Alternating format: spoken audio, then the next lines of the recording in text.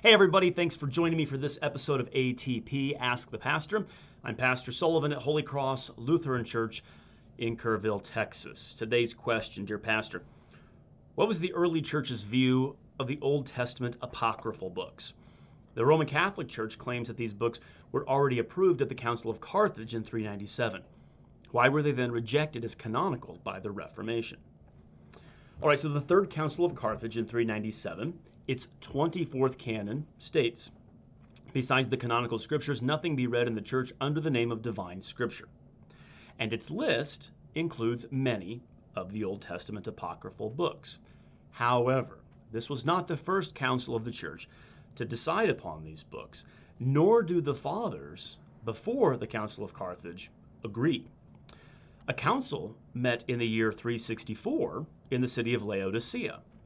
The 59th canon of Laodicea states, no psalms composed by private individuals, nor any uncanonical books may be read in the church, but only the canonical books of the Old and New Testaments.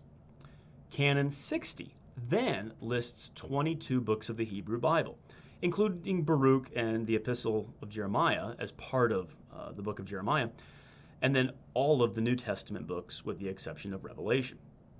Modern scholarship has declared that 60th canon to be doubtful. But it doesn't matter, because even if it is a later addition to the Acts of the Council, we see that the consensus of the fathers before the Council of Carthage aligns with Laodicea, not with Carthage. The earliest Christian testimony to the Old Testament canon is Melito of Sardis. He died around 190 AD. Now, Melito was the bishop of the church at Sardis, which was an apostolic church. It was the church, one of the churches to which St. John wrote in Revelation 3. Melito wrote a letter to a certain Onesimus because Onesimus wanted an accurate statement of the ancient books with regard to their number and their order. And so Melito wrote, accordingly, when I went east and came to the place where these things were preached and done, I learned accurately the books of the Old Testament and send them to thee as written below.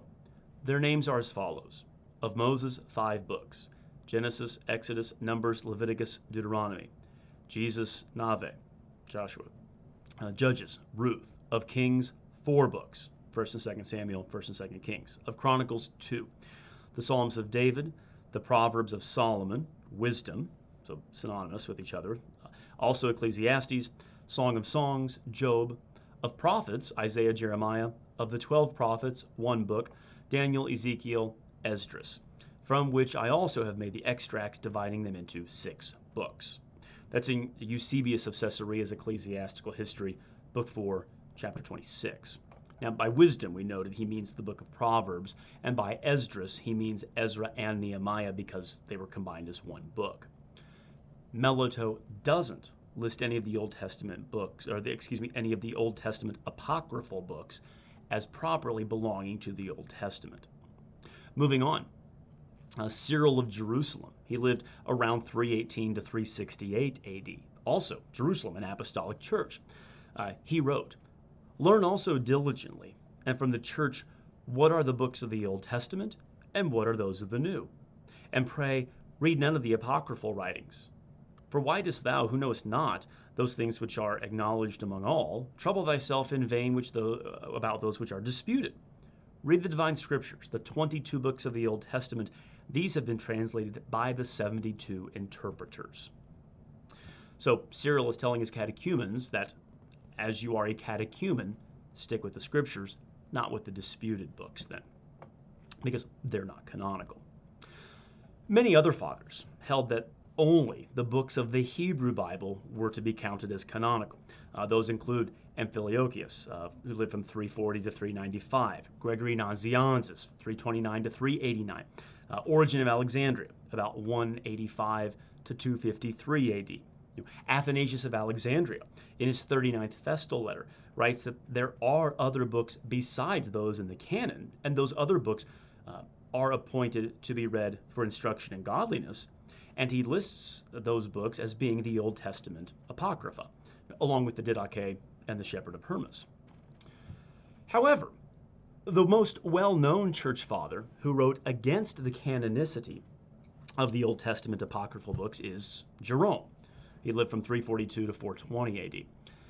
So at the end of the 4th century, Damasus, the bishop of Rome, he commissioned Jerome to translate the scriptures into Latin, and Jerome's translation would eventually become known as the Vulgate. So Jerome studied the scripture in its original languages, and he translated them all, including the apocryphal books, for the Vulgate. However, in Jerome's preface to the Book of Kings, he makes a distinction between those books which are included in the Hebrew scripture and those which appear only in the Greek translation of the Hebrew Old Testament, the Septuagint. He writes, "Wisdom, which is commonly ascribed to Solomon, and the book of Jesus, the son of Sirach, and Judith and Tobias, and the shepherd are not in the canon. I have found the first book of Maccabees is Hebrew, the second is Greek, which may also be proven by their styles." Other fathers, such as Eusebius, Epiphanius, Hilary, and Nicephorus, they all counted the same books of the Old Testament. Even John of Damascus, living from 675 to 749, writing long after the Council of Carthage, he testified to the same in his exposition of the Orthodox faith.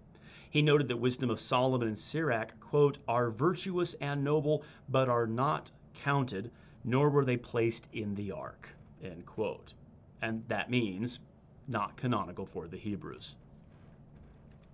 Now these books, then, they clearly lack the consensus of the early church, especially the apostolic churches, those churches that were founded by apostles themselves. In fact, if anything, the consensus of the early church seems to be against their inclusion in the canon. So as far as the third canon of Carthage is concerned, we can also state that Rome, while it may cling to Canon 24, it doesn't abide by all of its canons. Canon 39 of the Council of Carthage states that the bishop of the first see shall not be called the prince of the priests, nor high priest, the summus sacerdos, or any other name of this kind, but only bishop of the first see. The epitome of the 25th canon of the Third Council of Carthage states that subdeacons, deacons, and presbyters, as well as bishops, should abstain from their own wives during the time of their ministration. Yet Rome now forbids marriage to its priests and bishops.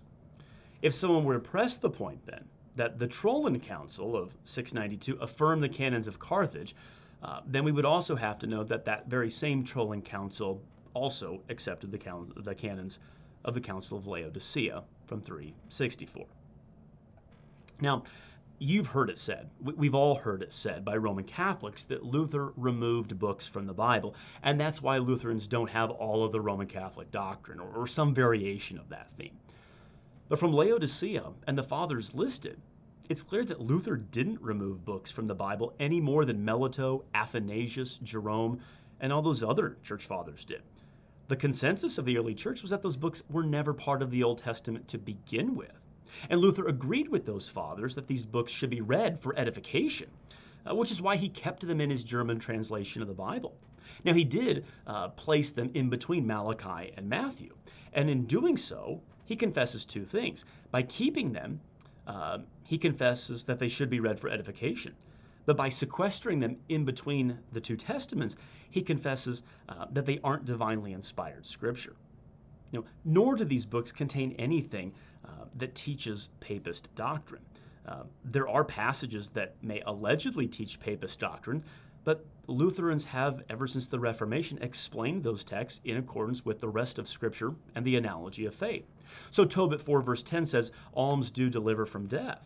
Yet Philip Melanchthon uses that very text in the Apology of the Augsburg Confession and explains it according to the rest of the New Testament and the Old according to the analogy of faith. And then I've demonstrated already in a previous video that 2 Maccabees 12:46 doesn't teach prayers for the dead or sacrifices for the dead. When the fourth session of the Council of Trent, when it anathematized those who do not receive the Old Testament apocryphal books as canonical, it went far beyond what the Council of Carthage ever would have dreamed. And in doing so, Rome has also unwittingly anathematized not just the churches of the Reformation, but many of the fathers, which they claim as their own tradition. So, That's it for this ATP. If you would like to experience the Old Testament Apocrypha yourself, you're welcome to check out this book, Meditations on the Old Testament Apocrypha. It is a book of devotionals on 1st Esdras, Tobit, Judith, and Wisdom of Solomon. KJV text of those books included. You can pick it up on Amazon, link in the video description below. Thanks a lot. We'll catch you next time on ATP. Ask the Pastor.